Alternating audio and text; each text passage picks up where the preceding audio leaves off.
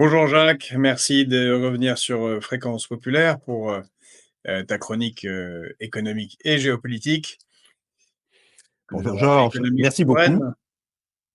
Et nous sommes le 25 avril, on se disait que c'est le jour de la révolution des œillets, euh, la célèbre révolution des œillets au Portugal, de moins en moins connue par des jeunes. Mm. Oui, tout à fait. Et avec toi, on va suivre la révolution en cours, ou plutôt le chaos en cours, suite à ce que fait Donald Trump. Donc on a eu cette guerre des tariffs, des Mhm. taxes douanières, guerre commerciale lancée contre à peu près tout le monde. On en a beaucoup parlé ici et ça a été très apprécié. Visiblement, on s'est ramené à du 10% pour tout le monde, donc quand même une taxe, Mhm. en particulier pénible pour les Européens. Mais affrontement plus fort avec la Chine, avec des taxes qui sont montées jusqu'à 145%, et apparemment reculade de Donald Trump, Mhm. en vue de négociations dont on ne comprend pas très bien les tenants et les aboutissants. Qu'est-ce qui se passe, Jacques, toi qui es informé plus que tout le monde sur ces questions-là? Où est-ce qu'on en est dans cette guerre des tarifs? Est-ce que ce sont les États-Unis qui reculent? Est-ce que les Chinois ont réussi à trouver un semblant d'intelligence en Trump? Qu'est-ce qui se Alors, passe? bon, tout d'abord, il faut dire une chose, cette histoire des droits de douane, c'est une vieille idée de Trump. C'est pas une décision qu'il a prise comme ça, dans le moment, ah tiens, si je mettais des droits de douane, non. Il en parle avant même de rentrer en politique. Les premières Avant son références premier mandat, on est d'accord, même avant Ah, le premier oh, mandat. bien avant son premier mandat. Il en parle depuis 1996. Donc attention, hein, c'est quelque chose qui va vraiment dans la durée. Il a réussi à convaincre une grosse partie du Parti républicain et son vice-président est lui aussi un partisan des droits de douane. Donc attention, c'est pas une lubie, c'est pas une foucade de Trump. Ça, c'est le premier point. Le deuxième point, c'est que effectivement, il y a un problème avec l'industrie américaine. On le voit sur toutes les statistiques. On voit que la part dans le PIB, elle est entre 14 et 15% actuellement. Bon, alors c'est plus que la France qui est à 11%, mais c'est moins que l'Allemagne qui, même avec sa crise actuelle, est encore à 21%, moins que la Russie qui est à 26%, et évidemment bien moins que la Chine qui est autour de 45%. Bon. Après, il faut voir que les échanges avec les autres pays, les échanges avec le reste du monde, il y a deux choses qui sont importantes. Il y a ce qu'on appelle le commerce intra-branche. Autrement dit, l'industrie américaine fait sous-traiter à un autre pays des pièces qu'elle assemble. Il y a de l'automobile en particulier. Bon, mais pas que. Euh, Même dans Beaucoup au Mexique. l'aéronautique. Alors, pas seulement au Mexique. Non, pas seulement, mais Parce que très souvent, le sous-traitant de première ligne fait lui-même sous-traiter une partie de ses produits.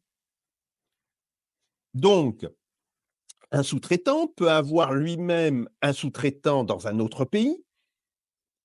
On a ce qu'on appelle des chaînes de valeur qui peuvent porter sur plusieurs pays. Et le point important, c'est qu'il n'y a pas que l'automobile, il y a l'aéronautique aussi.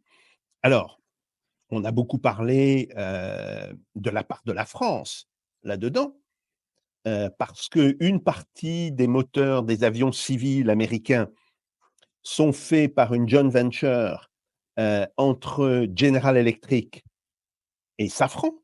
Hein, c'est le moteur LEAP, le LEAP, lui-même héritier du CFM 56. Bon, je ne vais pas refaire tout l'historique, mais quand on a fait une étude sur l'origine des produits dans le F-35, les Américains se sont rendus compte qui avait certains produits d'origine chinoise, même dans le F-35.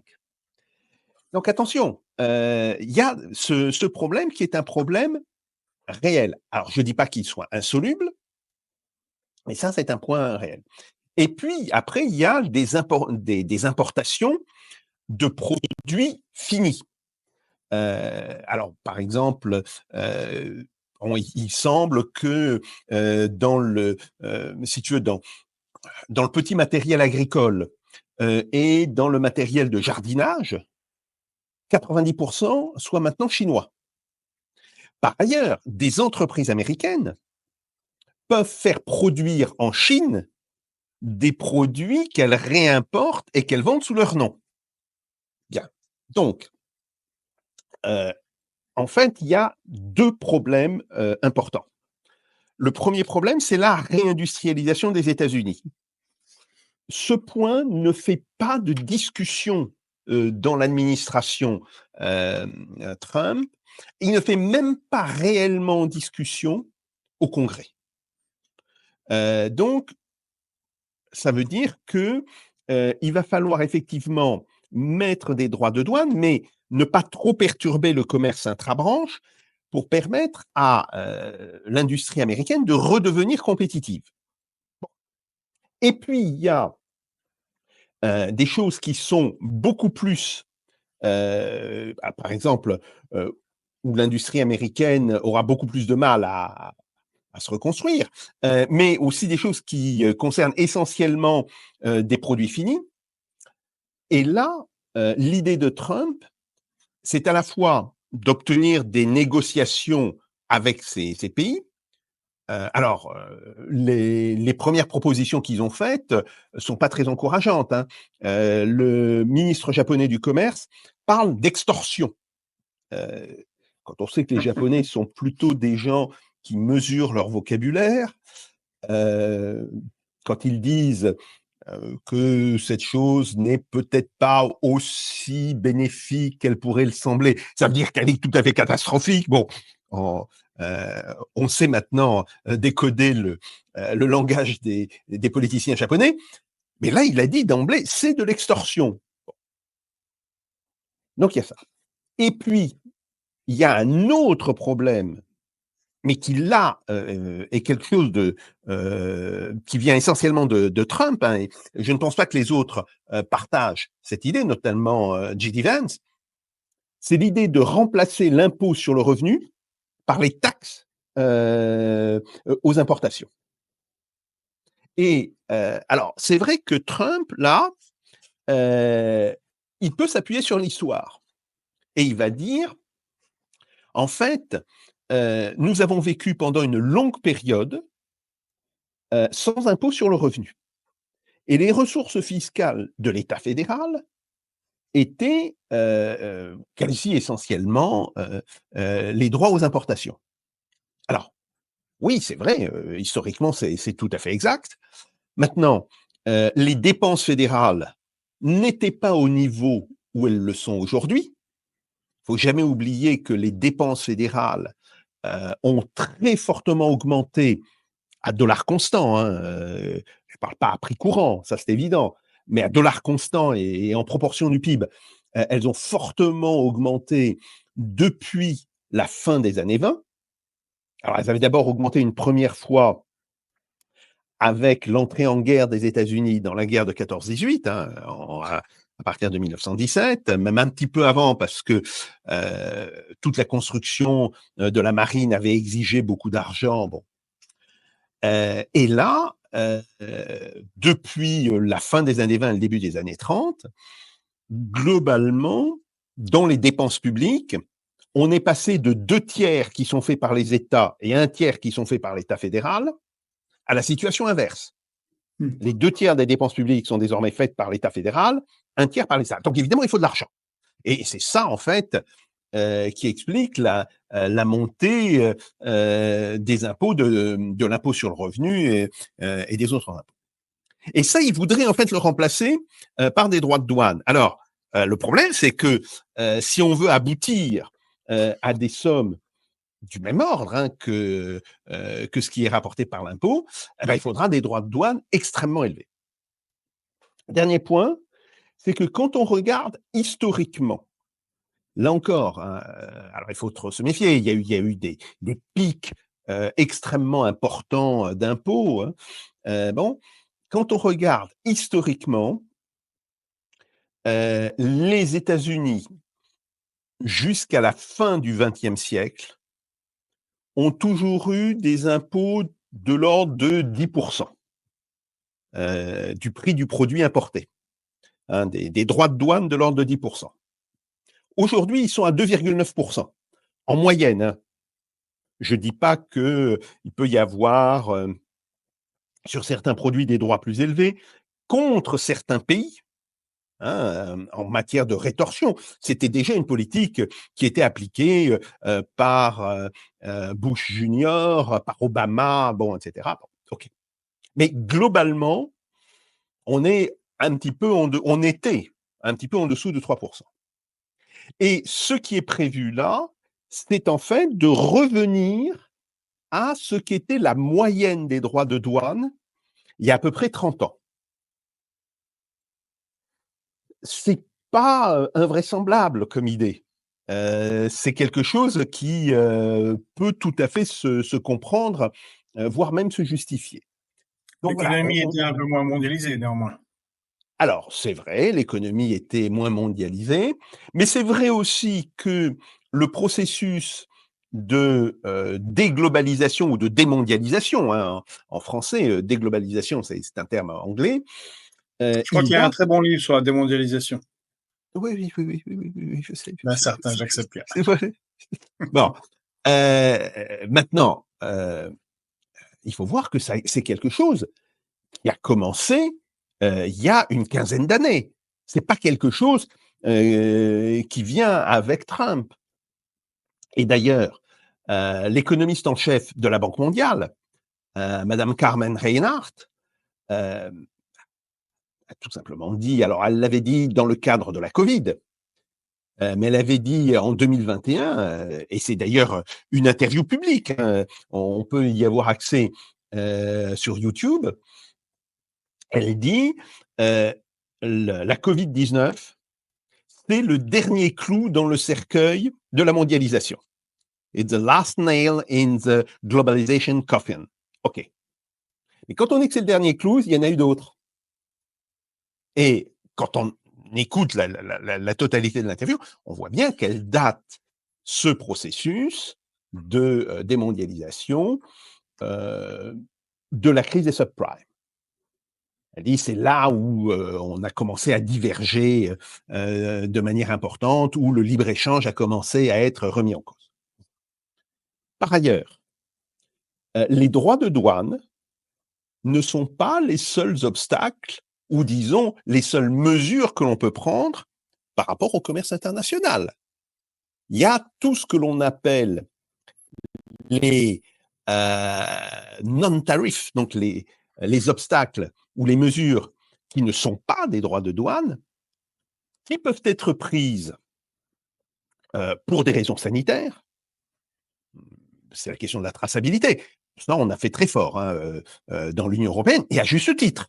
Je ne remets pas du tout ça en cause. Bon, mais même chose, il peut y avoir toute une série de raisons réglementaires. Il peut même y avoir des choses qui sont plus drôles. Pourquoi le Japon est-il le seul pays non issu du Commonwealth où on conduise à gauche? Bah, tout simplement parce que ça, c'est une simple mesure protectionniste contre les importations de voitures. Tout constructeur qui veut vendre des voitures au Japon est obligé de fabriquer des voitures particulières, spéciales, avec la conduite à gauche. Enfin, pour la conduite à gauche, donc avec le poste du conducteur à droite. Bah oui, c'est typiquement une mesure protectionniste déguisée. Et les Japonais sont très forts, les Chinois aussi hein, là-dedans, on avait constaté que dans ce protectionnisme non tarifaire, la montée importante datée de 2012-2016, tant par la Chine que par l'Inde. Et elle aussi cherche à protéger son industrie face à la concurrence chinoise. Donc voilà, en fait, il faut aussi savoir que cette question des droits de douane, hein, des tariffs, c'est le droit de douane en bon français, c'est une question qui n'est que l'un des aspects partiels de cette question du protectionnisme. On peut très bien faire du protectionnisme sans utiliser les droits de douane. Et donc, je dis, la Chine, l'Inde le font de manière extrêmement importante. Et en réalité, c'est là où on voit que la rupture avec le libre-échange, et de ce point de vue-là, je suis entièrement d'accord avec Madame Reinhardt, elle commence en fait dans les années 2010-2014, autrement dit, il y a plus de 10 ans. Donc voilà, c'est ça la situation. Simplement, comme Trump veut utiliser essentiellement les droits de douane, alors c'est plus voyant, et en fait, le problème qui est posé, c'est qu'il mélange à la fois un objectif de long terme, tout à fait légitime. D'un point de vue américain, la reconstruction de l'industrie américaine ne peut pas être mis en question, ça c'est très clair, avec un objectif, alors lui un petit peu baroque, qui est de remplacer l'impôt sur le revenu et une partie des impôts fédéraux par les revenus de ces droits de douane. Et c'est ça, en fait, qui crée une forme d'incohérence dans le discours de Donald Trump. Alors maintenant, oui, il recule, mais ça fait partie de son personnage. Et ça fait partie de sa méthode. Hein. Il faut lire le livre qu'il a écrit, The Art of the Deal. On commence toujours par taper très fort. On voit comment l'adversaire partenaire, parce que il est à la fois un adversaire, mais aussi un partenaire dans la négociation, réagit. Et puis, on peut reculer, mais il vaut toujours mieux reculer depuis une position très avancée que de reculer depuis sa position de départ. Ça, c'est une évidence aussi. Donc voilà. Et ce qui fait reculer Trump, c'est évidemment largement la question du commerce intra-branche, parce que toute une série d'industriels viennent lui dire, mais ça va perturber la production américaine. Hein, une voiture américaine n'est construite probablement, hein, je n'ai pas les chiffres très précis, mais probablement n'est construite qu'à 35-45% aux États-Unis. Le reste est construit ailleurs. Donc On voilà. l'a même vu pour un certain nombre de systèmes d'armes qui Oui, tout à dépendent fait. de production chinoise. Oui, tout à fait. Ne Et serait-ce donc là, je que sais. les troupes qu'on avait abordées avec toi, Oui, oui. Et c'est qui le est cas du simple. F-35. Oui, C'est le oui. cas du F-35. Donc voilà. Donc ça nécessite évidemment une réflexion nettement plus poussée. C'est pas quelque chose qui va se faire en quelques semaines, ni même probablement en quelques années. Bon, mais on comprend que sur ce point, l'idée de Trump, c'est effectivement de rapatrier vers les États-Unis toute une série de productions. Alors, j'en profite pour dire que de ce point de vue-là, la Chine, elle regarde ça de manière assez calme, parce que la part de la production industrielle chinoise qui est exportée vers les États-Unis est en fait assez faible dans le total de la production chinoise, de la production industrielle chinoise. Bon. Et le pays qui est de très loin le plus exposé, c'est l'Allemagne. L'Allemagne, dont il faut rappeler que, bien sûr, elle n'a pas le volume de production de la Chine, hein, la question n'est pas là, mais les excédents commerciaux allemands étaient pendant longtemps pratiquement supérieurs ou égaux aux excédents commerciaux chinois. C'est-à-dire qu'à un moment donné, l'Allemagne faisait 8% de son PIB en excédent commercial, alors que l'excédent commercial chinois n'a jamais, n'a jamais dépassé les 2%. Donc voilà, il y a là un vrai problème, et c'est pour cela que les gens qui sont terrorisés par la politique de Trump, ce sont les Allemands.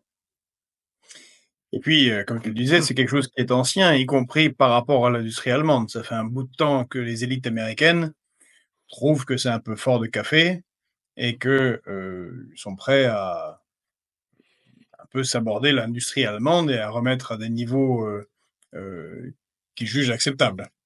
On l'a vu, Oui, clairement tout sous à Joe fait. Biden, heu Tout à fait. et d'ailleurs en parlant oui, C'était même déjà un objectif d'Obama, hein. oui, oui, Et globalement, c'est vrai que quand un pays fait un tel excédent commercial, il devrait être sanctionné, au même titre qu'un pays qui ferait un énorme déficit commercial. Ce que je veux dire, c'est que, heu, il n'est pas sain d'avoir plus de 1 à 2 de son PIB en excédents commerciaux. il n'y Parce avait que que les dirigeants français pour l'accepter, avec, autant de oui, tout à fait, compétences. tout à fait, mais d'une certaine manière, de la même manière qu'il n'est pas sain d'avoir un déficit commercial, de long terme supérieur à 1,5 du PIB, il n'est pas sain d'avoir un excédent commercial de long terme, hein, je précise bien, de plus de 1,5 à 2 du PIB. Bon, en fait, l'objectif de long terme devrait être l'équilibre Eh oui. commercial. Mais ça, on n'a jamais voulu le prendre en compte, et je rappelle que, dans son idée, de grande négociation en 44, hein, lors de la négociation de Bretton Woods, donc dans son idée de grande négociation à la fois, sur la monnaie et sur le commerce international, Keynes avait proposé de taxer les pays qui étaient structurellement en excédent. Et de leur dire, ben voilà, si vous n'achetez pas plus à l'étranger, de manière à rééquilibrer votre balance commerciale, à arriver en fait à une balance commerciale qui est globalement en l'équilibre. Bon, on peut comprendre que certaines années vous serez en déficit, d'autres années vous serez en excédent. Bon, ok, mais globalement vous devez être euh, en équilibre. Ben, il faut vous taxer, que vous soyez très en déséquilibre ou que vous soyez très en excédent. Donc voilà. Euh, C'est donc important de le rappeler. On l'oublie voilà, souvent, c'est c'est un un point aspect important. totalement oublié de Bretton Woods. Oui, tout à fait, tout à fait. Bon, et c'est un point important de la théorie du commerce international. Parce que dans cette théorie du commerce international, hem, on ne fait que regarder à court terme la question des excédents. Mais Ce qui rend un pays qui accumule des excédents importants de manière structurelle, je dis pas 1 ou 2 années, de suite. Bon, ça compte pas, d'une certaine, mais qui sur 20 ans, 30 ans, fait des excédents de manière extrêmement importante, eh ben oui, ça pose un problème, au niveau du développement de son appareil industriel. Voilà. ce qui rend, théorie, et propositions faites à Bretton Woods, qui rend encore plus incompréhensible le laisser-faire français en la matière au sein de l'Union européenne. Dans le partenariat franco-allemand, il n'est jamais tenté d'empêcher l'Allemagne d'avoir un tel excédent, commercial. Oui, mais alors là, il y a plusieurs raisons, hein, qui l'expliquent. Le fait que, heu, toute une partie, des grandes entreprises françaises, ont considéré qu'il valait mieux qu'elles aient, leurs usines hors de France, parce qu'après 68, ben, on trouvait la classe ouvrière française un peu agitée, un peu trop revendicative. Bon, Il faut le dire en tant que tel. Hein. C'est ça l'une des raisons qui explique les délocalisations. C'est d'ailleurs une des raisons qui explique l'immigration massive que l'on voit se développer à partir du début des années 70. L'immigration, elle est assez faible dans les années 60. En réalité, elle est parfaitement maîtrisée. Mais on a une immigration très, très, très forte à partir des années 70, avec cette idée, en réalité, de diluer la classe ouvrière française et de provoquer, d'une certaine manière, des formes de rupture de combativité en son sein. Bon. Donc voilà, ça c'est c'est quelque chose. Et puis il y a une autre raison qui elle est très idéologique. C'est le fait de dire ah ben oui, on a un problème avec l'Allemagne, mais compte tenu du passé de nos deux pays, il faut pas trop appuyer là-dessus parce qu'on ne sait pas quel démon on pourrait réveiller. Ça, c'est quelque chose que j'ai entendu lors de la période de 15 ans où j'ai été dans les instances du pouvoir, pas très haut et en tant que consultant, mais où je voyais des directeurs de cabinet, que ce soit pour les affaires étrangères, pour la défense, et pas mal d'autres gens aussi, ou pour le commerce. Hein. J'ai d'ailleurs travaillé pour Christine Lagarde quand elle était la ministre au commerce extérieur, et c'est elle-même qui l'avait dit, écoutez, oui, il y a un problème avec l'Allemagne, mais ce problème, c'est difficile d'en parler. Elle disait pas que c'était impossible. Elle disait c'est difficile d'en parler parce qu'on va être immédiatement accusé de nationalisme anti-allemand. Elle avait dit les choses en tant que telles, même si elle considérait que c'était, à l'époque, hein, donc je parle là du gouvernement Chirac, même si elle disait, bon, oui, il faut qu'on trouve une solution. On ne peut pas rester dans la situation actuelle. Donc, bon, ça, c'est aussi quelque chose qui a beaucoup joué. C'est vrai qu'ils nous ont quand même envahis, par 3 fois, les Allemands, en 80 Oui, ans, oui, oui, et oui, que oui, oui, oui. même l'Empire romain trouvait qu'il fallait mieux faire une grosse ligne de défense sur le Rhin, puisque ces gens-là étaient un petit peu excités. Oui, oui, ça c'est bon. Après soyons honnêtes. On a fait C'était un petit peu aussi, de germanophobie, oui, gratuite. non, non, mais on a aussi fait quelques grosses bêtises. Alors ça s'appelait pas encore l'Allemagne, c'était les États allemands. Je rappelle sous le règne de Louis XIV le sac du Palatinat, qui n'a pas laissé nécessairement de très bons souvenirs des Français dans la région. Bien, donc voilà, c'était une autre. Mais c'est vrai que euh, cette Et on peut période d'affrontement qui va de 1870 à 1945, c'est quelque chose qui marque les consciences et qui marque les esprits. on peut même remonter avant Louis XIV, on se rend pas bien compte, quand on n'est pas allemand, mais quand on les connaît un peu, l'effet de longue durée, et la dent qu'ils ont eue contre la France, heu, en raison des politiques menées par, le cardinal de Richelieu et la guerre de 30 ans, au point Oui. où dans les buts de guerre nazis quand même, il fallait sortir du système westphalien, qui est Oui, hérité, de la politique de Richelieu. Bon, voilà. tout à On fait, a tout à fait. un long différend avec, nos voisins. Pour Oui, parler des Européens, je voulais avoir ton avis oui. sur cette guerre pardon? Non, non, vas-y, vas-y. Sur la guerre, tarifaire. Parce que dans le Mmh. cadre de cette guerre tarifaire, donc, ce qu'on comprend de ce que tu dis, qui est très clair, c'est qu'on va sûrement revenir à un 10 qui était historique, pour les États-Unis il y a pas si longtemps que ça, en fait, et que Trump va devoir se calmer, pour toutes les raisons que tu as dites sur les trop grosses taxes, en particulier avec la Chine, et qu'un accord devrait être trouvé, pour, ne pas s'aborder totalement les chaînes de production, y compris aux États-Unis.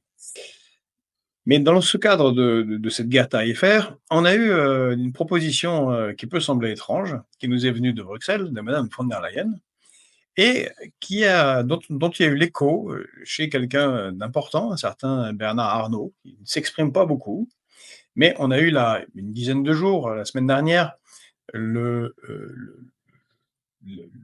ça s'appelle ah, l'assemblée générale des actionnaires de LVMH et Bernard Arnault y a relayé la proposition, faite par madame von der Leyen, laquelle est de supprimer l'ensemble des taxes, heu, commerciales et industrielles entre l'Europe et les États-Unis. En un mot, revenir en catimini au taffetas et le réintroduire là, hop, sans que sans qu'on le voie. Est-ce que tu penses que c'est une proposition sérieuse pour que Bernard Arnault, qui était, une des rares personnes, au moment heu, de la prise de pouvoir de Donald Trump, à être invité, heu, dans le cœur, hein. Il était, je crois qu'il était à côté Mmh. de son fils ou vraiment Mmh. derrière lui, hein. Il était vraiment au cœur de des la vingtaine d'invités triés sur le volet mondiaux, heu, le 20 janvier à Washington. Pour que Bernard Arnault relaie, lui qui parle si peu publiquement, cette proposition, est-ce qu'il y a quelque chose qui serait en train de se tramer? Alors, je pense que Bernard Arnault parle pour sa propre chapelle.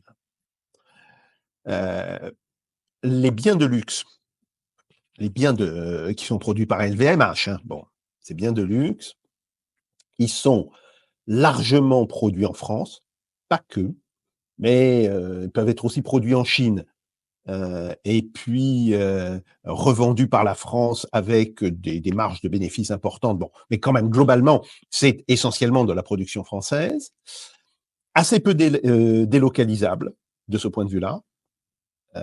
Parce qu'il faut des compétences très particulières. Et donc, oui, c'est clair que le libre-échange euh, lui bénéficie. Donc, qu'il ait fait cette proposition n'est pas étonnant. En même Après, temps, on dit que les taxes sur le luxe, c'est pas très grave, parce que de toute façon, pour des gens, pour une certaine catégorie de population, payer 100 € ou 200 € une bouteille, oui, c'est à peu près du pareil au même. tout à fait, sauf si, et alors ça, c'est un problème de stratégie d'entreprise, hein, si la stratégie de LVMH est justement de s'étendre de la classe des très riches ou des riches vers les classes moyennes. Euh, et c'est là où ça pourrait jouer, tu veux, le fait que un certain nombre de produits qui pourraient être fabriqués en Chine seraient renommés, comme on dit là encore en bon américain, rebranded par LVMH, puis réexportés sur les États-Unis, et évidemment à des prix nettement inférieurs aux produits habituels de LVMH, parce qu'on ciblerait là, alors pas une consommation de masse, mais on ciblerait plutôt la couche supérieure de la classe moyenne. Là, effectivement, c'est quelque chose qui peut jouer. Tant qu'on reste sur des choses qui sont chères et qui sont destinées aux classes supérieures, hein, aux plus riches, disons, bon, les 5%, voire les 1% les plus riches, c'est vrai qu'une taxe n'a pas d'impact sur la demande. Mais si on vise, disons, les 30% plus riches aux Mmh. États-Unis, là oui. Donc, c'est aussi une question qu'on peut se poser, de se dire, est-ce que Bernard Arnault ne fait pas cette proposition? Il faut bien comprendre que il fait cette proposition par rapport à ses propres intérêts, hein. Bon, Donc ce n'est pas une normal. connivence, politique subtile, avec la Commission européenne selon toi? Il y Non, a pas de non, non, non, non, non. Là, c'est vraiment, il regarde ses intérêts, et c'est peut-être le fait que il a une stratégie d'utiliser le nom, l'aura du nom de LVMH, hein, et des différentes firmes qui appartiennent à LVMH, euh, pour vendre sous ce nom-là des produits plus bas de gamme et qui sont destinés justement je dirais, à la partie supérieure de la classe moyenne. C'est quelque chose que l'on constate chez de très nombreux producteurs de luxe. C'est une technique assez classique. Par exemple, dans le domaine de la mode, bien sûr qu'il faut maintenir le haut de gamme qui n'est pas accessible, je dirais, au commun des mortels. Hein. Il y a grosso modo que 1%, voire 0,1% qui peut se le payer. Mais après, on va utiliser le nom que l'on s'est créé pour faire du prêt-à-porter. Et ça, c'est une stratégie assez classique, et qui est vraie d'ailleurs sur la totalité des biens de luxe. Alors, j'ai un souvenir, je suis un peu plus âgé que toi, quand Ferrari s'associe avec Fiat et sort ce qu'on appelle la petite Ferrari, ou la Ferrari Fiat, qui était produite par Fiat avec un moteur fabriqué par Ferrari. Oui, ce qui donnait aux conducteurs la possibilité de se, entre guillemets, payer une Ferrari, mais à des prix qui étaient beaucoup plus raisonnables que pour les véritables Ferrari. Bon, et ce qui a construit en partie, je dirais, cet empire industriel, qui après d'ailleurs a été racheté complètement par Fiat, mais ça c'est encore une autre histoire. Mais ça c'est un point important. Donc, je dirais, à tout moment, il est logique qu'une firme, ou disons qu'un conglomérat qui s'est spécialisé dans des productions de luxe de très très très haut de gamme, se pose la question de l'extension de son marché et se pose la question de s'étendre. Alors non pas à toute la population, ça ce n'est pas vrai évidemment, mais de s'étendre justement aux, je dirais, 30% les plus riches, 30, disons, au tiers supérieur. Bon. Et ça implique effectivement une autre stratégie industrielle. Il faut trouver des capacités de production relativement bon marché pour maximiser les profits. Ça encore. Et ça implique évidemment le fait que l'on ne soit pas taxé, parce que là, pour le coup, pour ce type de produit, si on est taxé, ça va faire baisser la demande. OK. Ce qui n'est pas vrai quand on s'adresse au tout à fait haut de gamme. Bien sûr.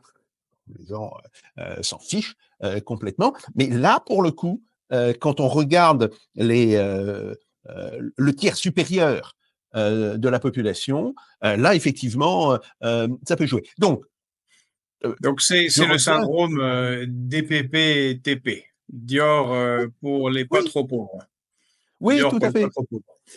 tout à Bon, fait. ça nous ramène par contre, plus politique, à la Commission européenne, à Madame von der Leyen, qui veut nous refiler le TAFTA en douce. Pourquoi faut-il ça?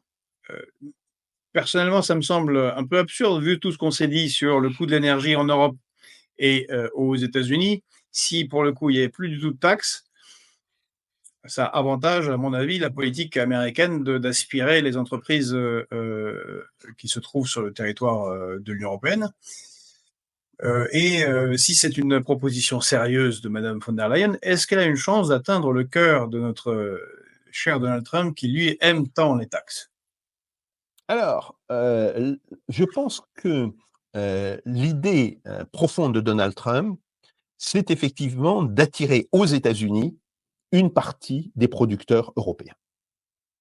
Alors, ces producteurs européens, en particulier les Allemands, sont déjà présents aux États-Unis. Il faut le savoir.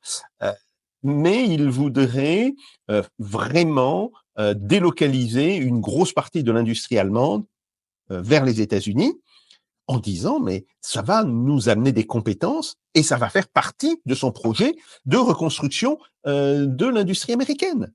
Donc, là encore, c'est tout à fait logique. Et des droits de douane, là, jouent, je dirais, alors, c'est à la marge, mais ça peut être décisif. Bien sûr que le problème principal pour, en particulier l'industrie allemande, c'est le coût de l'énergie. On le voit, même maintenant où les prix du pétrole et du gaz ont baissé après le pic de 2022-2023, on reste globalement avec des prix qui sont 50 à 60% supérieurs, pour le gaz en particulier, au prix de 2021. Donc, il y a un choc qui reste, il y a un choc structurel extrêmement important, et c'est d'ailleurs très largement dû au remplacement du gaz par gazoduc par du gaz GNL. Bien. Si en plus on rajoute à ça même un droit de douane de 10%, ça peut être la goutte d'eau qui va persuader les industriels allemands de délocaliser. Alors, on le voit déjà parce qu'il y a toute une série d'industriels allemands qui sont en négociation pour développer leur capacité de production aux États-Unis. Bon, bien sûr, les constructeurs automobiles, mais, et c'est important, les sidérurgistes, les chimistes, la pharmacie. Donc, ça veut dire que une partie des grandes sociétés de pharmacie, Bayer, bon, etc., vont aller s'installer aux États-Unis. Donc, ça, c'est fait. Et d'une certaine manière, cette question des coûts de l'énergie, elle nous touche aussi. Alors, bien sûr, beaucoup moins que l'Allemagne. D'abord, parce qu'on a quand même amorti une partie du choc des prix de l'énergie à cause de notre structure de production, même si on va dire oui, mais les règles du marché européen font que les prix de l'électricité en particulier sont beaucoup plus montés qu'ils n'auraient dû, ce qui est vrai. Mais ça ne veut pas dire qu'ils soient montés plus qu'en Allemagne. Ils sont plutôt montés moins qu'en Allemagne. Donc, ça veut dire que relativement, la situation du point de vue des coûts de l'énergie de la France s'est améliorée par rapport à la situation de l'Allemagne. Il ne faut jamais oublier que c'est l'histoire de deux personnes qui marchent. Si une personne marche plus vite que l'autre, ben, les deux avancent, mais celle qui marche plus vite accumule un écart par rapport à l'autre. C'est très exactement ce qui s'est passé sur les prix de l'énergie. Bon. Donc, on est beaucoup moins touché que l'Allemagne, ça c'est une évidence, mais on est quand même touché. Et la décision de Mittal, d'ArcelorMittal, de rapatrier sur l'Inde, bah, se comprend parfaitement. Je ne dis pas que ce soit une bonne décision, on peut la contester, on a raison même de la contester, mais sur le fond, il faut l'analyser comme une des conséquences de la hausse des prix de l'énergie en Europe. Alors qu'en Inde, les prix de l'énergie sont plutôt à la baisse. Et ça, les Indiens peuvent dire merci à la Russie. La Russie qui a multiplié par 20, pas par 5, pas par 2, par 20, ses exportations de pétrole à l'Inde, ce qui fait que maintenant les prix de l'énergie en Inde sont relativement faibles. Donc voilà, il y a globalement un problème général de prix de l'énergie en Europe. Bien sûr, ce problème touche beaucoup plus et de manière beaucoup plus dure l'industrie allemande, voire l'industrie néerlandaise, mais ou l'industrie danoise. La chute de production industrielle au Danemark est pratiquement du même ordre que ce que l'on a en Allemagne. Mais elle touche aussi, même si c'est dans une mesure plus faible, elle touche aussi la France. Ah, je t'entends plus. Pardon, parce que j'ai coupé le Ouais. son. Pardon. Mais alors, qu'est-ce qui explique cette proposition de remplacer le TAFTA? Alors, il y a plusieurs choses. Politiquement, je suis persuadé que Madame von der Leyen se dit: «Ah ben ça serait une bonne idée pour, prendre à contre-pied Donald Trump». Je pense qu'elle n'a pas réellement compris le projet de Donald Trump, mais ça, c'est un autre. Et ça, bon, je fais une aparté. Oui, Ça oui, bien vient de sûr. ce que, globalement, euh, tous les, euh, tous les personnes politiques, les femmes et les hommes politiques en Europe, considèrent que Trump est un dingue et un illuminé. Alors, qu'il puisse tenir des propos qui le fassent passer pour cela, qu'il puisse se montrer terriblement grossier, bon, ok, très bien. Mais il y a toute une série de points où ces propositions, ces idées sont très mûrement réfléchies et sont appuyées par d'autres. Et là encore, J.D. Vance, le fait que son livre, publié en 2016, traduit en français, je crois, en 2020, n'ait pas été lu systématiquement par tous les journalistes depuis l'élection du ticket Trump-Vance est un scandale. Ça veut dire que ces journalistes n'ont pas fait sérieusement leur travail. La première chose à faire, c'est de dire, bon, qu'est-ce qu'ils ont dit? Qu'est-ce qu'ils ont dit par écrit? Donc, parce que les écrits restent, hein, d'accord. Euh, c'est un petit peu la fameuse phrase de la justice. Voilà, voilà, une famille américaine. a- Oui, s'ils avaient fait l'effort juste d'aller lire les comptes rendus, les rapports du Kremlin ou les mais tout discours à fait, officiels de Poutine, tout, tout, tout, c'est vraiment, tout à incroyable fait. cette incapacité à aller prendre des Alors, documents simples, histoire de savoir alors, qu'est-ce que veulent les autres. voilà. Même si on n'a pas le temps, à ce moment-là, on demande aux membres de son cabinet, Coco, tu me fais une note là-dessus. Bien.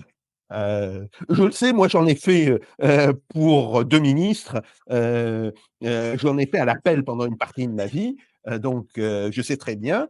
Même très souvent, on ne signe pas ses notes. C'est ce qu'on appelle de la note blanche. Bien. Et d'ailleurs, j'ai eu un professeur à Sciences Po qui était à la fois un très grand juriste, euh, Pierre Dabzi, mais aussi quelqu'un de très politique, hein, un gaulliste de gauche, bon, et qui nous avait dit, c'était en 1973, quand vous faites une note pour un conseiller d'un cabinet, 15 pages. Quand vous faites une note pour le chef de cabinet, 3 pages. Quand vous faites une note pour le ministre, 1 page. C'est pour nous apprendre à synthétiser un peu. Bon, bon.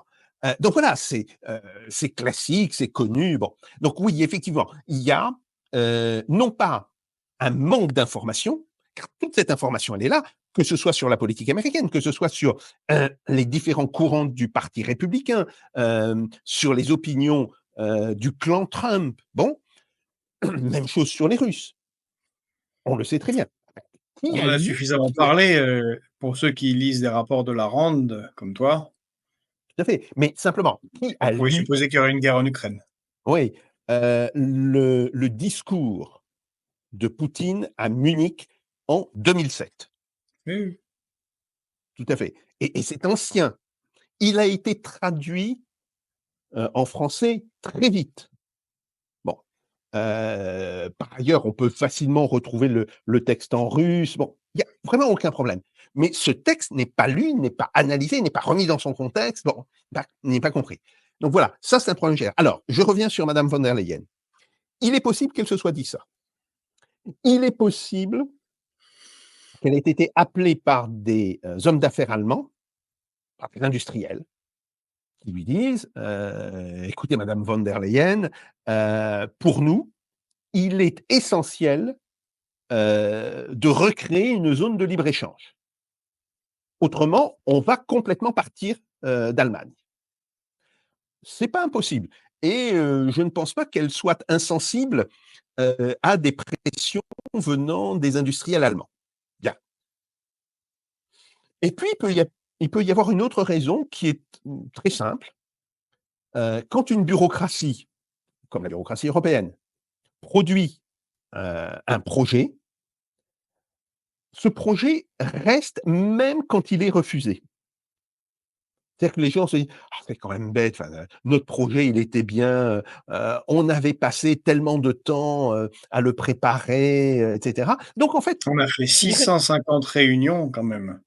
voilà, bon, c'est ça, donc il reste et dès qu'on voit une possibilité de ressortir ce projet, c'est évidemment très tentant. Alors le problème, c'est, est-ce que ce projet fait sens, dans un nouveau contexte? Pas sûr du tout. Donc voilà, ça peut être une de ces 3 raisons ou ça peut être même tout simplement ces 3 raisons mises ensemble. Est-ce que tu penses que ça a une chance d'aboutir? Quelconque? Pour l'instant, compte tenu de ce que veut faire, Trump, tant qu'une partie significative de l'industrie allemande ne se sera pas délocalisée aux États-Unis, ce qui est son objectif, hein, quand même, il faut le dire, non. Ah, il va faire lanterner, madame von der Leyen, il va peut-être même lui dire: «Écoutez, baissez d'abord vos Et tarifs, d'ailleurs, comme nous les on verra». Chinois et c'est très, très jouissif, hein, je personnellement en tout cas, il ne lui parle pas. Ouais, Il ne la ouais, reçoit pas, elle n'est pas chef d'État et elle est chef des fonctionnaires de l'Union européenne. Il c'est d'ailleurs, on a suffisamment d'éditorialistes ici qui sont outrés, quoi. Notre impératrice, madame von der Leyen, n'est pas reçue par, ouais, Donald Trump ou ben, il veut pas. Ça l'intéresse ouais, pas. tout à fait, tout à fait. Donc voilà, il n'est pas impossible qu'il joue à ça, qu'il lui dise: «Oui, mais commencez par baisser vos propres taxes et puis quand vous serez venu au niveau des taxes américaines, on verra». Donc voilà, Et c'est il vrai y a qu'ils il y a sont très, pas très il y a pas, je dirais, il y a pas à court terme, de risque, il y a même pas à long terme, de risque que le TAFTA tel qu'il était écrit, soit remis, à l'ordre du jour, que par contre, on aboutisse à une situation de quasi libre-échange sous contrôle des États-Unis, ça, une fois qu'il y aura eu cette délocalisation assez forte, vers les États-Unis, ça, c'est peut-être pas impossible.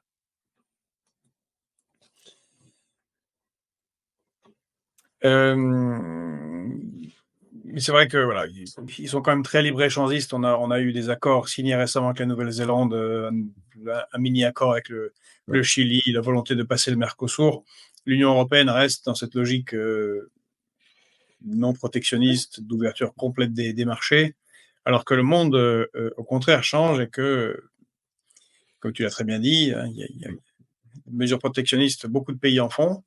Euh, Certes, Donald Trump fait beaucoup de théâtre et de claquettes, mais les autres le font plus discrètement. tout à fait. Euh, pour terminer notre entretien, un petit tour rapide géopolitique, euh, et sur le point chaud principal pour les Européens, pour le reste du monde, ça l'est beaucoup moins, on s'en rend pas assez compte parce qu'ils ne lisent pas justement la presse du monde. Mais pour l'Europe, la question principale, c'est la guerre en Ukraine. On a une situation qui, est-ce qu'on est au bord d'un basculement? Parce que d'un côté, on a Donald Trump qui a l'air de jeter l'éponge ou de surjouer le fait qu'il jette l'éponge. Peut-être c'est une décision qui a été prise depuis un certain temps, y compris suivi par les néocons comme Marc Rubio qui dit bon, bah là, franchement, si les deux compères ne s'arrivent pas à discuter, à savoir Zelensky et Poutine, nous, bon, c'est une guerre de Joe Biden, on a d'autres chats à fouetter, littéralement, hein, on a d'autres chats à Mmh, fouetter. Euh, we have other issues. Euh, euh, on a l'excitation, l'agitation plutôt des Starmer, des Macron, des von der Leyen, des Kaya Kallas qui bombent le torse, agitent les drapeaux sans avoir beaucoup de troupes derrière eux. Et apparemment, une Russie et les durs du régime que tout cela contemple considérablement, avec une augmentation en capacité des troupes sur le front pour peut-être une offensive plus large. ouais. Qu'est-ce que tu en penses? Alors, tout d'abord sur l'attitude américaine, Je pense que, et je l'ai toujours dit, l'Ukraine vient assez bas dans la liste des priorités, aux États-Unis. Et ça pourrait même venir encore plus bas, si on a une forme de guerre non déclarée, voire pire, qui se déclenche entre l'Inde et le Pakistan à la suite, de l'attentat, du, 23, avril. Un attentat qui a fait, 25 morts, un attentat islamiste, hein, en tant que tel, et où les Indiens accusent directement les services secrets pakistanais, d'avoir armé, les auteurs de cet attentat. Donc, potentiellement, on pourrait avoir là un point chaud d'une autre importance, pour le monde que l'Ukraine, et ça pourrait évidemment, accélérer le désengagement américain, par rapport à l'Ukraine. Après, il y a une Tu limite à veux ce dire que des désengagement. problèmes entre des Pakistanais et des Indiens, des gens enturbanés seraient plus importants que les problèmes des Blancs? Bon, enfin, Oui, tout à fait, parce que ce sont 2 pays qui ont l'arme nucléaire et si on met les choses au pire, heu et que cette histoire aboutisse à un échange nucléaire. On avait fait une étude au ministère de la Défense il y a une vingtaine d'années et on aboutissait entre 200 et 300 millions de morts. Attention. donc on peut Donc là, rajouter 30 malheureusement, parce qu'il y a 20 ans, il y avait moins de monde. voilà, il y avait moins de monde, les armes étaient moins puissantes. Bon, OK. Donc tout ça, c'est quand même, malheureusement du très sérieux. Alors par ailleurs, le désengagement américain a une limite. C'est, de conserver la tutelle américaine sur les pays européens. C'est ça qui l'intéresse. Bon, l'Ukraine. L'Ukraine, elle a été passée par pertes et profits, depuis assez longtemps, y compris par l'administration démocrate, hein. Faut se rappeler, y compris sous Joe Biden. Marc Donc Rubio a eu récemment aussi très, très honnêtement, ou alors par-dessus la jambe, je ne sais pas quelle mmh, mmh, formule choisir, a mmh, dit, que la guerre en Ukraine était une guerre de proxy, oui, littéralement. tout à fait, tout à fait. Bon, donc les Américains vont pas se gêner pour dire les choses, bien.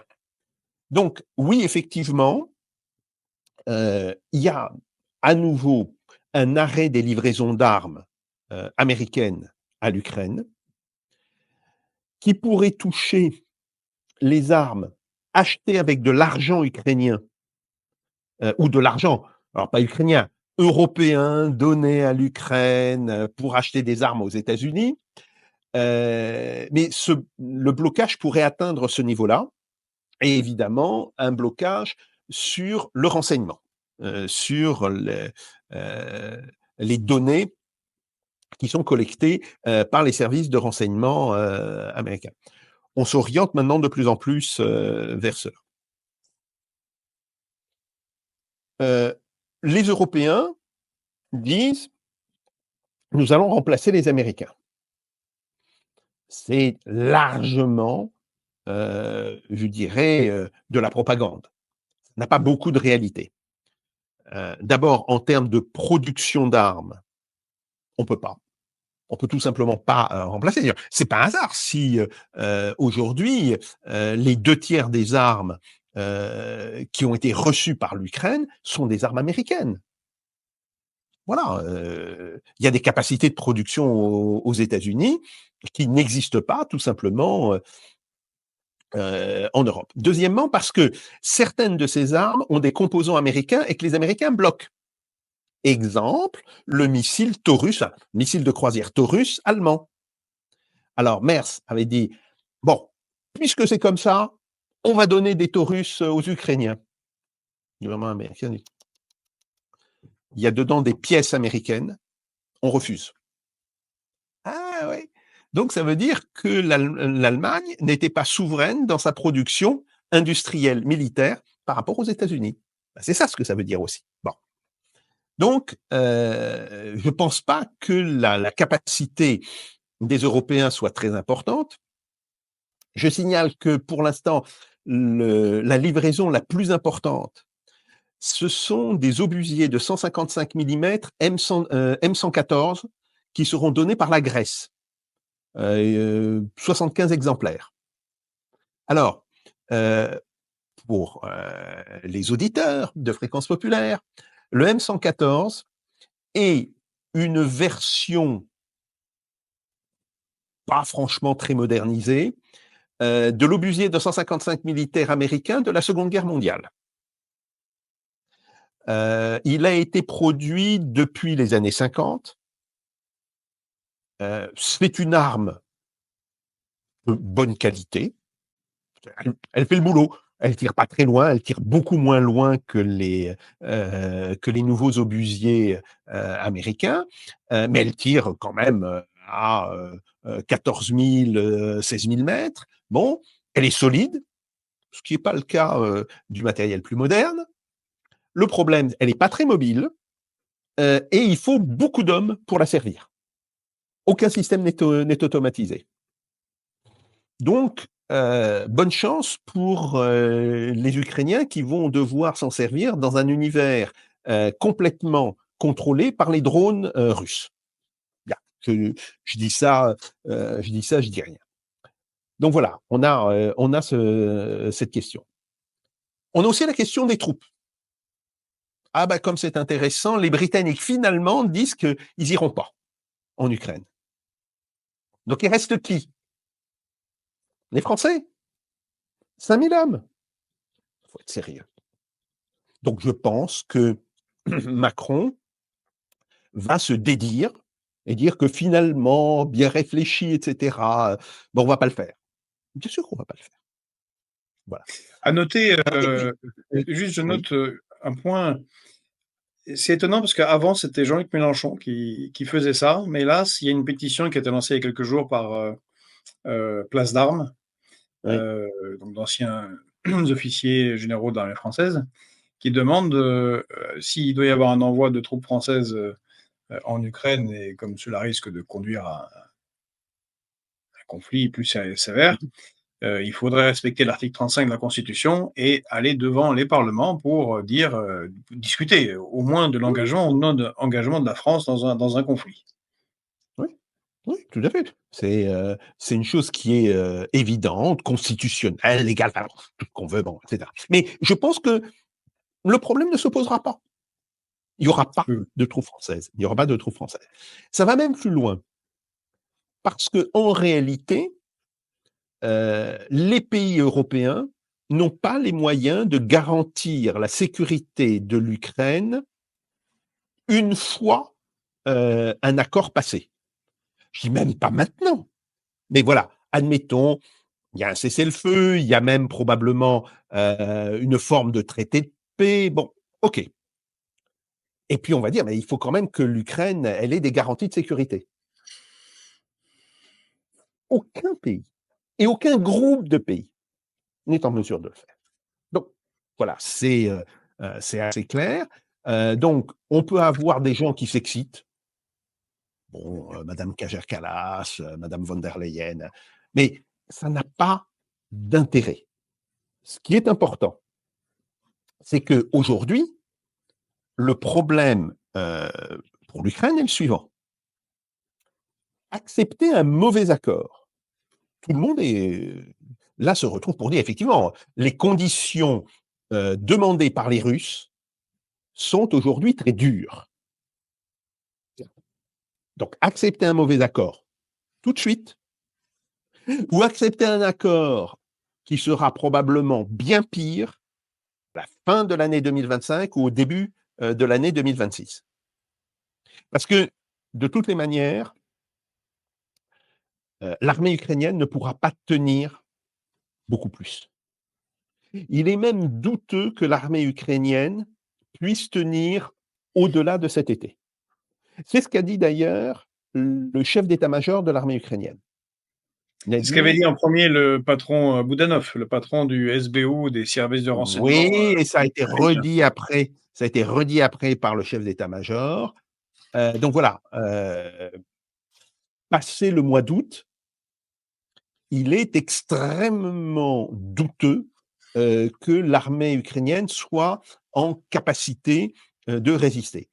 Il y a une étude qui vient d'être publiée par un think tank américain alors think tank très, très officiel, bardé d'anciens militaires, de gens qui ont servi dans toutes les interventions américaines, bon, j'en passe.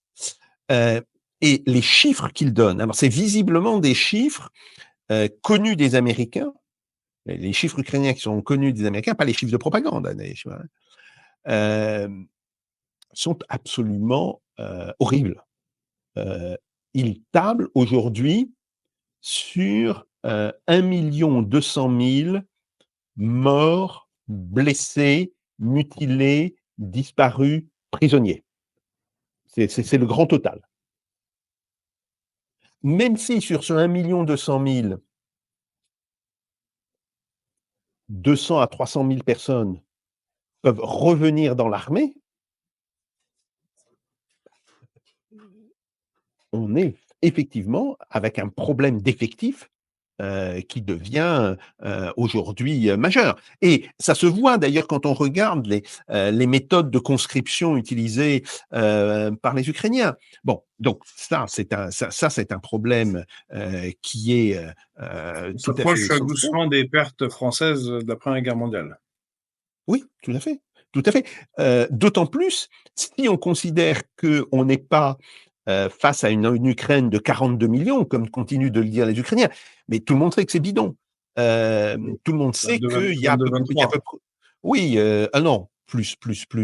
Il y a pratiquement eu 12 millions d'Ukrainiens qui sont partis à l'étranger. Donc on est actuellement entre 29 et 30 millions. Non, ça veut dire ils ont perdu un quart de leur population. C'est quand même considérable. Et qui plus est, ce quart de la population est une population relativement jeune et en bonne santé.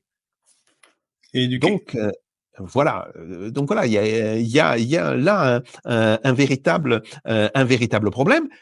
Mais La Jacques, question, c'est oui, vas-y. posez la question, vous savez.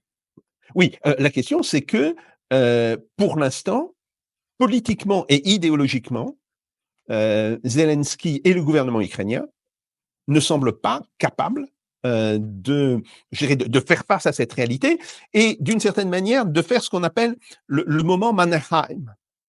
Qu'est-ce que ça veut dire? Mannerheim était le maréchal finlandais qui était un petit peu le symbole de l'armée dans le pays, qui était même le chef de l'État. Bon, Mannerheim, à 2 reprises, une fois en 40 et l'autre fois en 44, s'est adressé à sa population, il leur a dit: «Écoutez, mes chers compatriotes, bon, Finlandais, Finlandaises, nous n'avons plus le choix. Ou nous disparaissons démographiquement, ou nous mettons fin à cette guerre, quel qu'en soit le prix politique à payer». Et c'est ce qu'ils ont fait. Donc, je pense que, d'une certaine manière, J'allais justement venir là-dessus, parce que c'est intéressant que tu fasses le point Mannheim. C'est quelque chose qu'a dit il y a à peine un peu plus d'un an le défunt pape François. Ça a été fortement critiqué, mais le 2 février, il avait dit on doit accepter, quand on a perdu une guerre, de lever le drapeau blanc. Il parlait de Kiev et d'arrêter les frais, parce que ça oui, sera pire après. oui, John Mersheimer, c'est ce qu'il dit depuis maintenant 3 ans. Il n'arrête pas de dire toutes les semaines cut a deal now. Faites un accord maintenant, sinon vous perdrez encore plus de territoire, encore plus de troupes. Bon, tu l'as dit, il n'y arrive pas et il n'y arrive toujours pas. Peut-être que l'aiguillonnage des excités européens qui ne feront rien au final n'a pas beaucoup aidé à prendre une décision difficile mais nécessaire. Encore une fois, je repose la question, ça profite au plus dur du régime au Kremlin, qui eux voient une fenêtre là historique si effectivement l'armée ukrainienne n'arrive pas à suivre le rythme à partir de l'été. Dès lors, tout est ouvert. Tout ce qui est à l'est du Dniepr, Odessa, tout est possible. oui. Et Alors, eux, pourquoi est-ce qu'ils s'arrêteraient vu qu'ils ont le momentum? oui, Et qui peuvent utiliser les Européens comme prétexte pour dire à Donald Trump, bah, on ne peut pas faire de paix. Vous voyez, ils sont un peu agités, vos alliés de l'OTAN. Tout à fait, tout à fait. Et ça, c'est quelque chose, effectivement, qui pend au nez, des Ukrainiens. Alors je pense que ça serait plutôt dans l'hiver, 2025-2026, hein. Bon, en tous les cas, la perte, d'une partie des territoires situés à l'est du Dniepr, le passage en force du Dniepr, parce qu'il faudra passer en force du Dniepr si on veut aller jusqu'à Odessa, hein. Passage en force du Dniepr, c'est une autre histoire. Ça serait plutôt à l'horizon 2026, mais c'est pas évidemment, c'est pas impossible. Globalement, Je note que effectivement, l'état-major russe a choisi de ne casser aucun pont sur le Dniepr. tout à fait, tout à fait. Alors après, Alors tu pourrais, les depuis Ukrainiens longtemps, peuvent les miner, peuvent les détruire eux-mêmes, hein. D'ailleurs, bien ça sûr. sera un point important, hein. Heu, Quand on verra que les Ukrainiens commencent à démolir leurs propres ponts, ça voudra dire qu'ils sont à l'agonie, concrètement. Bon, heu, sur le fond, je pense que c'est pas la question des durs et enfin, des faucons et des colombes, en Russie. Ça, c'est quelque chose à laquelle je ne crois pas. Je ne crois pas que sur cette question, peut y en avoir sur d'autres, mais sur cette question, il y ait des faucons et des colombes.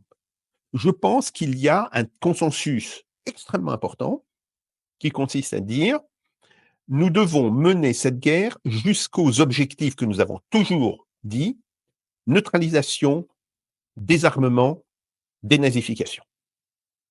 Alors, même si sur la dénazification, on ne comprend pas toujours très bien, ce qu'ils veulent dire, mais sur les 2 autres points, ils sont très clairs. Bien. Donc ça me semble, aller complètement de soi. Là où il y a, par contre, une vraie discussion, à l'intérieur et Sergueï Lavrov l'a dit dans une c'est une de ses déclarations excessivement rares sur la vie politique interne à la Russie. D'habitude, il parle toujours, bah, de son domaine, c'est-à-dire les affaires étrangères, hein, bon. Là, il a dit: «Oui, la possibilité d'un accord avec les États-Unis a réveillé la 5e colonne pro-américaine en Russie». Qu'est-ce qu'il veut dire par là? Il était connu, qu'il y avait, un groupe politique et même, politique et industriel, enfin industriel, des oligarques essentiellement, pas des véritables industriels, bon, qui étaient très pro-américains et qui tentaient de peser, sur, la vie politique russe. Ce groupe était, sur le recul depuis l'arrivée de Vladimir Poutine. Il a été dominant sur Boris Yeltsin, était plutôt sur le recul. Mais encore, même après 2014, il restait non négligeable. Le le début, de la guerre en Ukraine a eu effectivement comme résultat de faire partir tous ces gens, en tout cas une grosse partie d'entre eux, vers les États-Unis ou vers les pays occidentaux. Et aujourd'hui, une partie d'entre eux se disent, est-ce que ce n'est pas le moment de reprendre nos négociations avec le gouvernement russe, pour pouvoir revenir, rentrer en Russie, bon, et cetera. Et ça, effectivement, c'est un point qui divise, le pouvoir russe entre ceux qui disent: «Ben, finalement, il y a la question de l'unité nationale. Bon, ces gens se sont trompés, ils ont fait des mauvais choix à un moment donné, mais on peut pas, les exclure, pour toute la vie, de la vie politique russe, il va falloir accepter des formes de compromis». Et il y a une partie, des conseillers de Poutine qui tiennent ce discours. Et il y a une autre partie des conseillers de Poutine qui disent: «Non, heu, la rupture, elle a été franche en 2022, et aujourd'hui, le retour de ces gens compromettrait, toute une série, des réussites que nous avons eues depuis ces, dernières années, enfin depuis ces 2-3 ans, avec effectivement une industrie qui est devenue beaucoup plus autonome de l'Occident, bon, etc. Donc ça c'est un véritable débat. Et ce débat, il est, à mon avis, beaucoup plus important que le débat sur les buts de guerre ou sur quand est-ce qu'on va s'arrêter par rapport à l'Ukraine. Là, je ne crois pas qu'il y ait de débat. Il y aura de l'opportunisme. Bon, si on peut s'arrêter maintenant et hisser le drapeau de la victoire en disant ça y est, on a gagné, on a obtenu ce qu'on a pu, on le fait. Les Ukrainiens ne veulent pas. Bon. On verra dans quel état ils seront à la fin de l'année ou au début de l'année prochaine. Et peut-être qu'on obtiendra plus. D'ailleurs, sur le fait d'obtenir plus, en dehors du pape ou de Mersheimer, c'est récemment, il y a une dizaine de jours, c'est Arestovitch qui, dans une émission qui était diffusée en Ukraine, Arestovitch, l'ancien conseiller principal de Zelensky Oui. pendant très longtemps, a dit, l'intervieweur lui posait la question, mais pourquoi faudrait-il se rendre maintenant, faut-il arrêter? Mais il a dit, dans 6 mois, on perd 6 régions, dans 1 an, on en perd 8. Oblast, pardon, oblast. Oui. Bon, c'est des calculs de coin de table, mais c'est pas faux. Non, mais c'est du coin de table, mais sûr, ça se trouve, ça C'est pas sera 8 faux. oblasts dans 6 mois, ou C'est moins. pas faux. C'est pas faux. On voit très bien que là, pour l'instant, on a les 4 oblasts du Donbass, hein, c'est-à-dire Lugansk, Donetsk, Zaporizhia, et une partie de Kherson, hein, puisque ce qui est à l'ouest du Dniepr, évidemment, il ne contrôle pas du tout. Bon, mais effectivement, il n'est pas du tout impossible que à la fin de cette année, le front soit rompu vers Zaporizhia, Dniepopetrovsk, Dnipro, hein, en ukrainien, et que les troupes russes remontent cette fois-ci beaucoup plus rapidement vers là. Donc voilà, ça c'est un point important. Le problème, effectivement, et ça tu l'as bien dit, c'est que les dirigeants européens n'aident pas les Ukrainiens à prendre une décision. Alors, si on pouvait penser que l'on était en mesure alors je ne dis pas de redonner une capacité supérieure à l'Ukraine, mais au moins de redonner une capacité égale dans le temps, et s'il n'y avait pas ce problème d'épuisement de l'armée ukrainienne, ça serait quelque chose qui resterait logique. Je ne dis pas bon ou mauvais. Bon, je pense que c'est mauvais, mais je ne parle même pas de ça. C'est logique. Le problème, c'est que, en fait, tout le monde sait qu'on ne peut pas y arriver. Donc, oui, du point de vue militaire, on a même nous parlé ici plusieurs fois d'autres émissions de fréquence populaire, c'est irrationnel. Tout à fait. Donc, qu'est-ce que ça veut en dire? termes militaires. Tout à fait. Et je prends là la dernière déclaration de Macron. Alors, Macron dit Poutine doit arrêter de mentir. Il ne veut pas la paix. Alors, de deux choses une. Soit on considère que Poutine veut la guerre à outrance, ce qui, à mon avis, n'est pas le cas. Bien.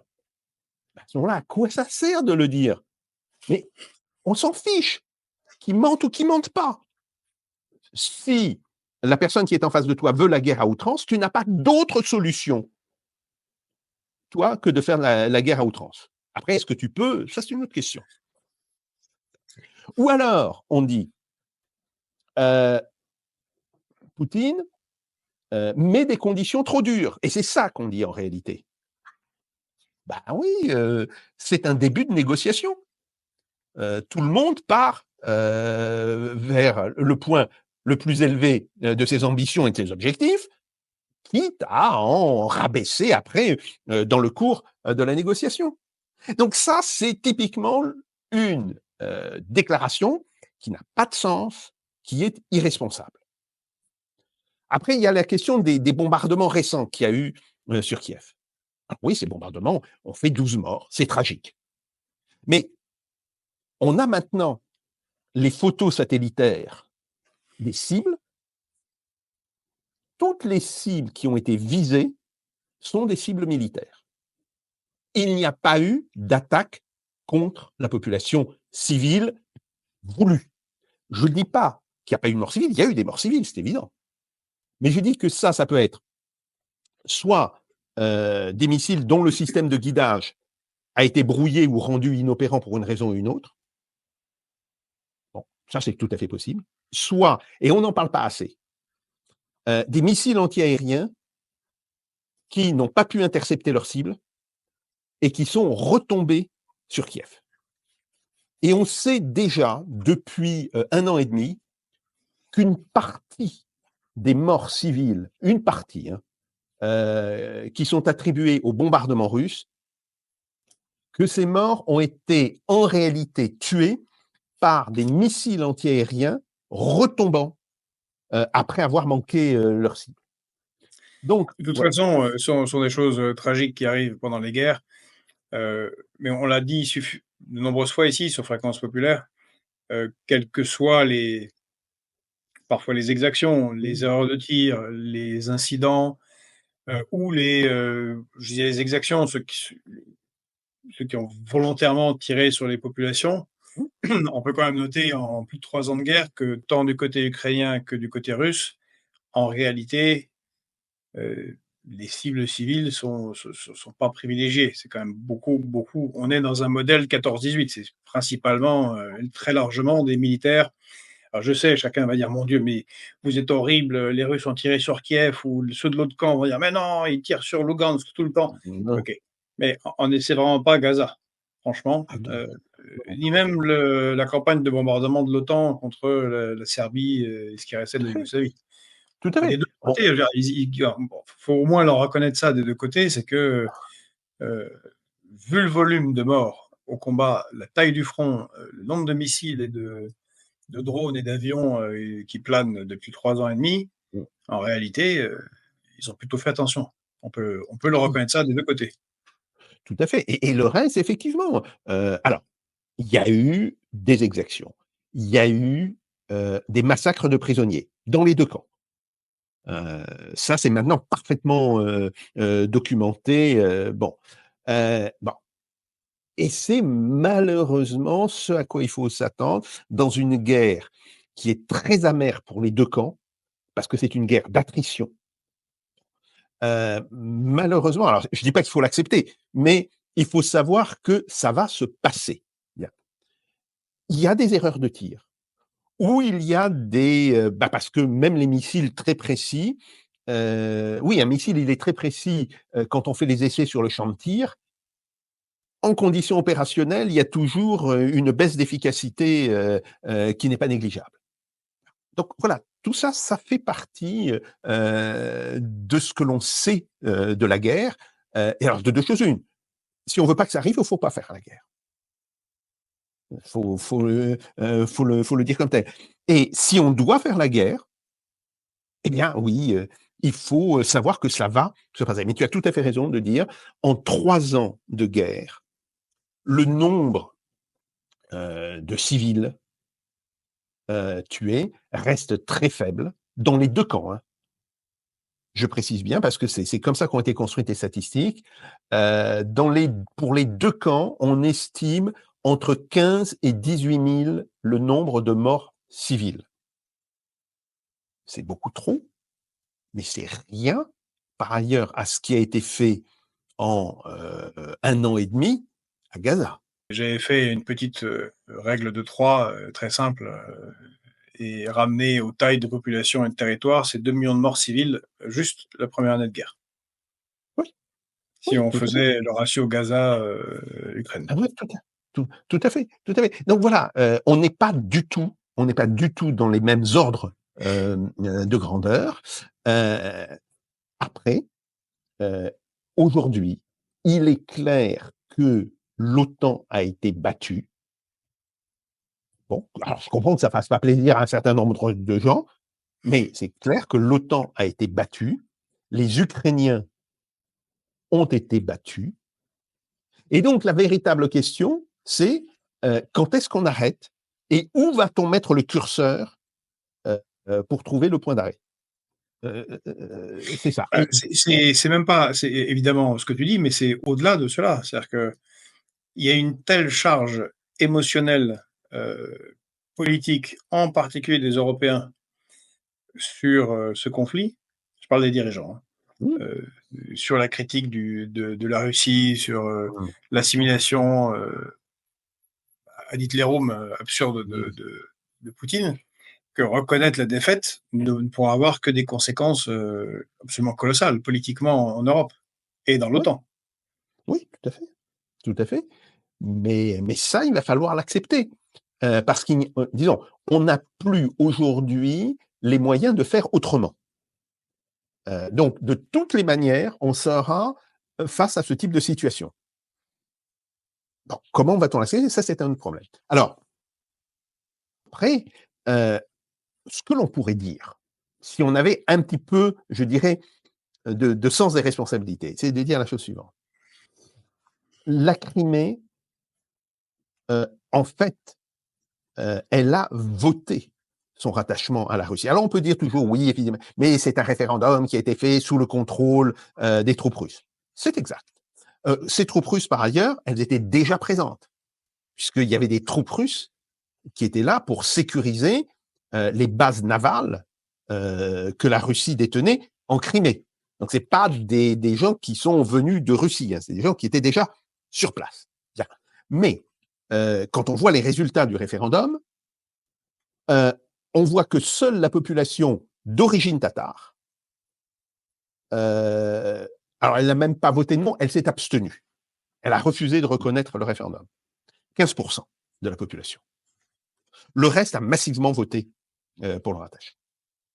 Donc il faut le reconnaître. D'ailleurs, à un moment donné, Zelensky l'avait reconnu, puisqu'il avait dit: «Si les Russes voulaient bien nous donner 1,5 milliard $, on pourrait reconnaître, l'annexion de la Crimée». En 2019, hein.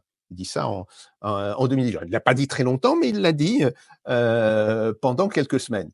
Bon, effectivement, ça aurait pu être un accord assez simple, parce que qu'est-ce que ça représentait? 1,5 milliard $, pour la Russie. Je crois que si les Russes n'ont pas donné suite, c'est beaucoup plus pour des raisons de principe. Ils disent: «Voilà, ben, ça a été fait, ça a été fait». Passons. Et après, on peut dire l'annexion russe des 4 oblasts ukrainiens, du Donbass, c'est une annexion de fait. Nous l'acceptons, mais nous ne la reconnaissons pas. Ce qui était la position des États-Unis par rapport à l'annexion des pays baltes par l'Union soviétique. Dans toutes les cartes, heu, publiées aux États-Unis, jusqu'à la fin des années 80, bon, vous voyez, l'URSS avec les pays baltes, on voyait les frontières des républiques soviétiques, bon, et simplement il y avait un petit texte qui disait: «Les États-Unis ne reconnaissent pas l'annexion de l'Estonie, de la Lettonie, de la Lituanie par l'Union soviétique». Point. Et ça n'empêchait pas, de passer des accords, par ailleurs. Bon, on pourrait dire que ça, c'est une position que les Européens pourraient dire: «Voilà, si ça c'est acceptable». Mais sur le fond, je pense effectivement que les dirigeants européens, heu, enfin, sont aujourd'hui toujours dans un déni de réalité extrêmement important, ou même s'ils sont en train de sortir de ce déni de réalité, ils se disent: «Mais quel sera le coût pour l'Union européenne de la reconnaissance de cette situation? Est-ce qu'une guerre qui dure des années, n'est pas encore la meilleure solution politiquement pour nous?» Pour l'Ukraine, mais pour nous, Union européenne. Sauf que cette guerre ne durera pas des années. Au point où en sont les Ukrainiens, je pense que, l'Ukraine sera obligée de capituler. Mais là, de capituler, je dis même pas d'accepter une négociation très désavantageuse. Parce qu'accepter une négociation très désavantageuse, c'est malgré tout négocier. Mais, Oui, là, si en tu parles de déni capitulation sans condition. tout à fait. Et ça pourrait très bien arriver en 2026, au train où vont les choses. Donc voilà, et ça, c'est quelque chose que les dirigeants européens devraient maintenant assez rapidement se mettre dans la tête, qu'on est sur ce type de temporalité.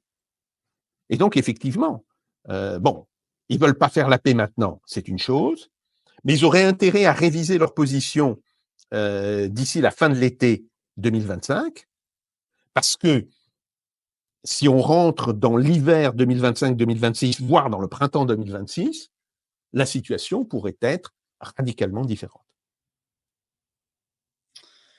Eh bien, merci Jacques. Je crois qu'on a fait une émission un peu plus longue que d'habitude, mais c'est très intéressant et les 2 sujets, tant, les guerres commerciales que ce qui se passe, sur le plan géopolitique sont importantes.